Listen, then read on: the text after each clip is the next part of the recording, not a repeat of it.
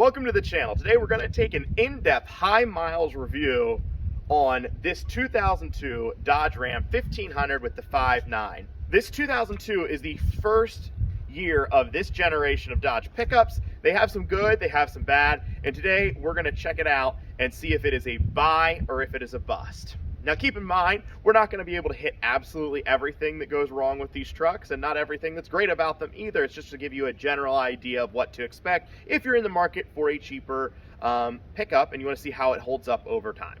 Now as we start our tour around the outside, I want you to keep in mind this is now almost 19 years old. Actually, it is 19 years old. It has 180,000 miles, and it is a pretty much factory truck. It's had no body work, no paint work, anything like that done in its life. So this is all, you know, factory stuff here. One of the things I immediately noticed is obviously the oxidation on the headlights. That's pretty typical for vehicles that are going to be this old. Not a huge deal. You can get those cleaned up pretty easy. Chrome's in decent shape. I did notice that it is starting to be some sun fading here into the clear, and it's up on the roof as well. Now, this truck did not start out in a salt area of the country, but it has been for the last several years, and that's taken a toll on the wheel wells. You'll see these on most of these Dodge trucks that are in the north or anywhere that they use salt. The wheel wells on the bed rust out pretty quickly. Definitely one of the big problem areas there. Frame on this is nice and in good shape. Rockers are also in good shape. So unlike some of the Chevys and other vehicles, the rockers will rust out, but they're not as common as those beds, the bed wheel wells there. Those start pretty quickly if it's exposed to any salt. Then moving around to the back of the truck here, you'll see some dings and dents. This is a truck. It's been used as a truck for a long time. You'll get the matching wheel well rust on this side, though not as bad as the other side there. And you'll see the black plastics are starting to fade, but pretty much consistent with the age and miles there.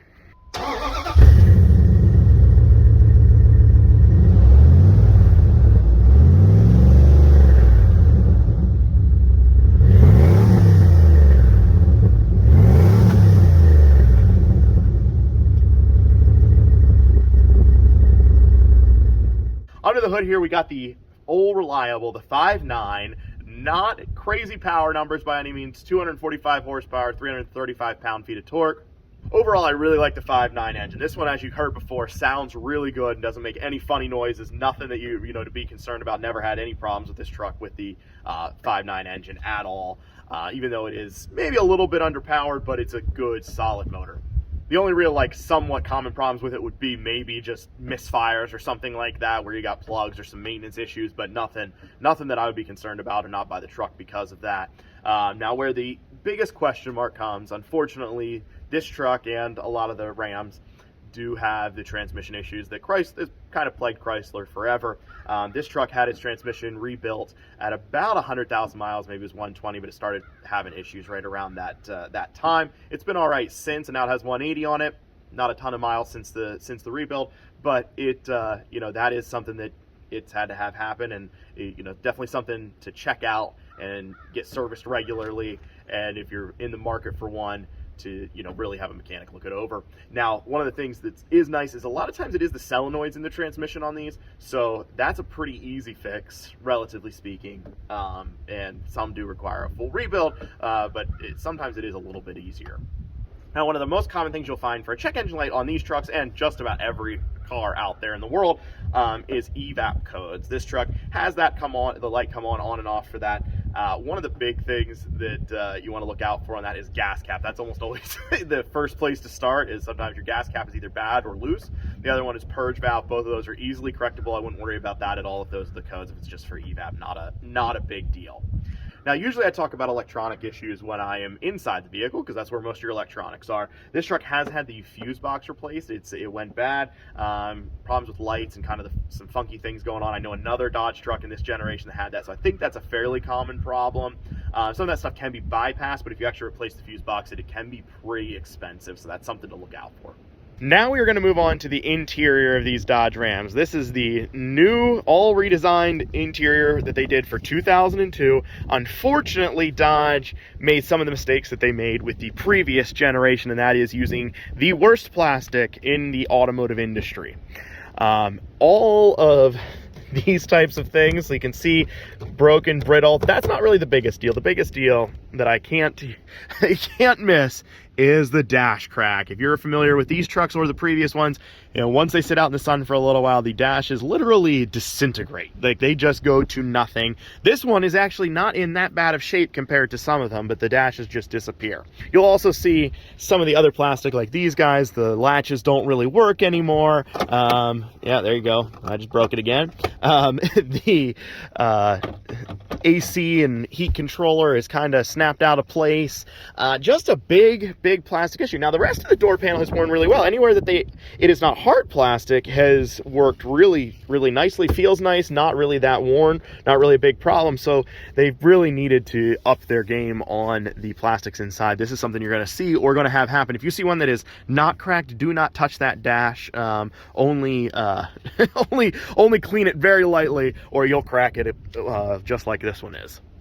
Upon getting inside of this Ram, one of the first things I noticed is how nice most of the seat fabric is for the age and miles. It's not torn up, it's not ripped up, no real significant wear at all. But once you actually sit down in the driver's seat, the passenger seat's all right. But the seat, obviously, that gets the most amount of seat time, the foam is completely destroyed underneath of you. It's pretty uncomfortable. It kind of sits you off at an angle, and you can just feel kind of that the foam has collapsed underneath of you. So that's a problem. You can replace that, but sometimes that foam can be a little bit pricey. Definitely something you're going to find on a lot of these vehicles. With that, it's time to talk about the electronics. I know we already talked about the fuse box that sometimes goes bad.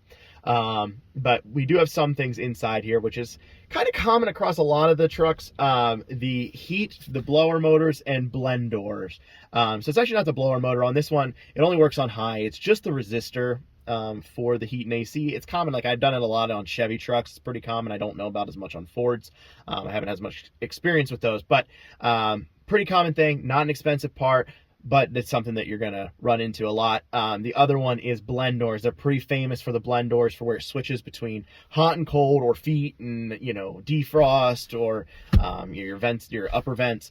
Those blend doors go bad a lot. They're not easily replaced. They're not expensive, but they're not easily replaced either. So that's something to keep in mind, or you'll be freezing out in the winter, or roasting in the summer, depending on which things. The other electronics that I noticed that aren't working in this truck is this driver's like switch over here. Few of the things work, but like the windows doesn't control the windows anymore, and the rear doors don't unlock either. So there's definitely a switch that's gone bad over here.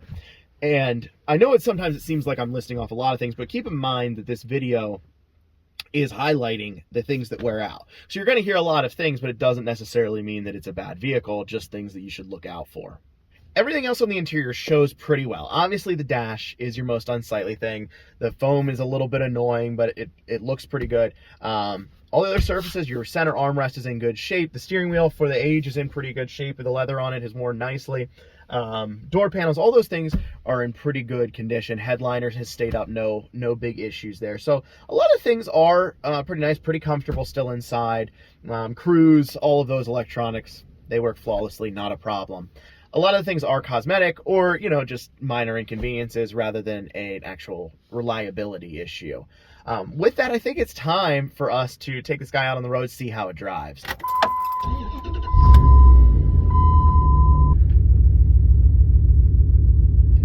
All right, pulling out here in our Dodge Ram for the day. She's shifting up through the gears, no problems. Like I said, they do have some of those Chrysler transmission problems, but this one right now operates good.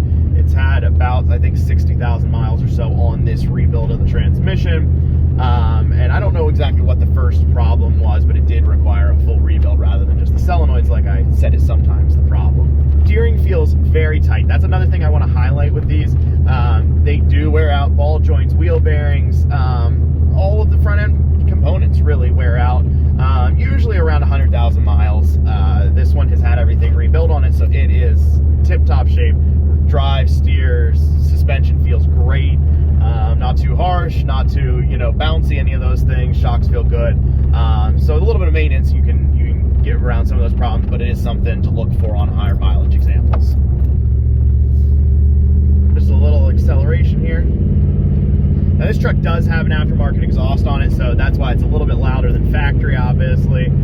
But no issues there. It wasn't rusted out, anything like that. It was just for sound. For the age of miles, this truck runs and drives really well. It's not like a brand new truck necessarily, but it runs good. The other thing is it is four-wheel drive. Really have never had any issues with the four-wheel drive. I think there was a linkage issue one time. I don't know how common that is. Other people have experienced that, but you know, that's not usually a huge deal on these. But we're almost back from our test drive, and now it is time to decide if this truck is a buy or if it's a bust. All right, we pulled in back at home, and usually I do the end of these videos outside of the vehicle. Today I can't do that. It is extremely windy. You probably heard it a little bit in the background. Hopefully not too bad. I've been shooting everything when in between gusts of wind. So hopefully it hasn't been too bad, but I'm gonna do the rest of this right inside here because it's gotten worse and worse as the video's gone on.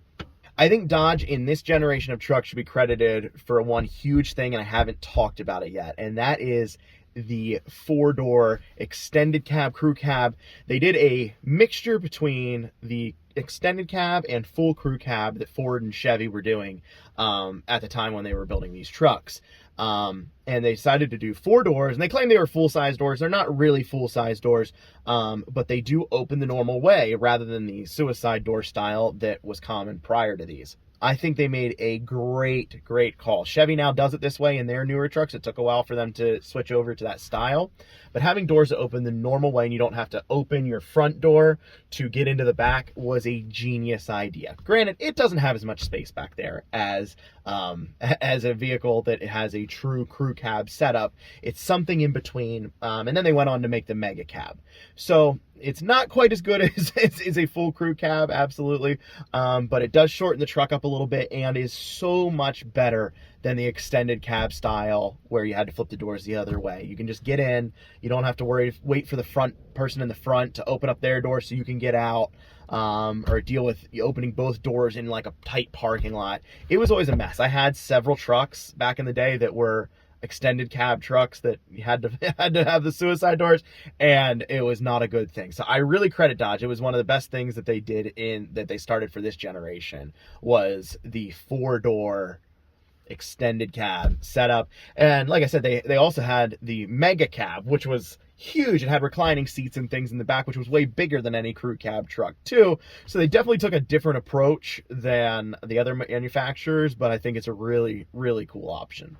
So at this time, now we got to run through some of these details and decide if this truck is a buy or if it's a bust. Now, these trucks run for about $5,000 to $10,000 most likely, depending on area of the country, miles, how clean it is, all of those things. So they're an inexpensive vehicle in today's dollars, but we have covered over a lot of issues, right? We mentioned a lot of different stuff. So the biggest issue that you're going to run into is transmission issues.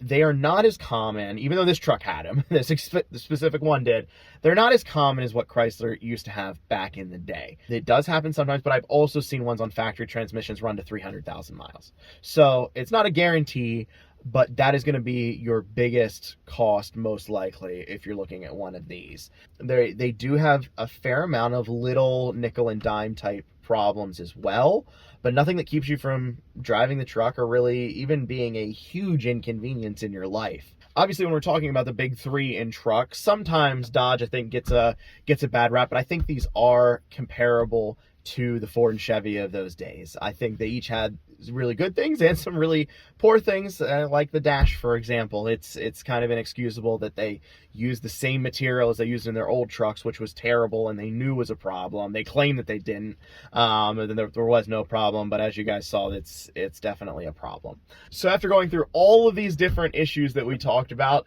do I believe that this is a buy or if it's a bust? And honestly, I think it's a buy. Every person has to weigh what they want and need in a truck. If you need a little bit bigger cab, they don't have it in this year. So that's something to think about as well. But it is better, like I said, an extended cab. Maybe this is too long of a truck for you. So that's an issue. If you really loved having like a perfect and pristine interior, this might not be the one for you. You might want to go with Ford or Chevy. But if you want a really rock solid, reliable, V8 with really good torque numbers, then this is pretty good. And like I said, I think the reliability is there. You just have to know what you're looking for. Always have, if you're in the market for a truck, have a trusted mechanic. If you're not one or aren't as knowledgeable, have them check it out, go over everything. Definitely check out for rust if you're in the Northeast, and just make an informed decision. But these vehicles, I think, are better than some people maybe even give credit for. Let me know your thoughts down in the comments below. If you agree, disagree, if I missed something, please you put your experiences down there with these vehicles as well. I'd love to hear about them and learn a little bit more. I don't get necessarily an extended period of time with any of the vehicles to, I haven't owned them all from new or anything like that, but I do my research and try to find the best info out there for you guys. If I made any mistakes, put those down below too. Thanks so much for watching, guys. Have a great day.